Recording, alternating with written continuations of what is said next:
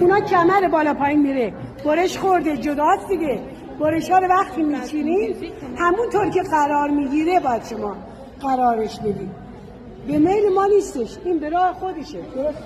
ببینید اینم اینجا همینطور که قرار گرفته سوزن بزنید قشنگ برای خودتون. بعد با یک سانتا پاس این از وسط نصف کنید، اینم از وسط نصف کنید، نصف شمالی و نصف پاچه بر.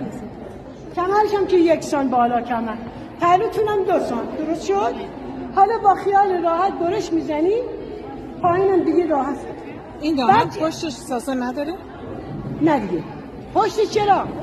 پشتتون ساسان یا علیشون برش نزدم. ساسان پشت فراموش نکنید. بعد یک چیز دیگه که خیلی مهمه، برای چی گفتم این کار رو بکنید؟ برای که پایین دامنتون صاف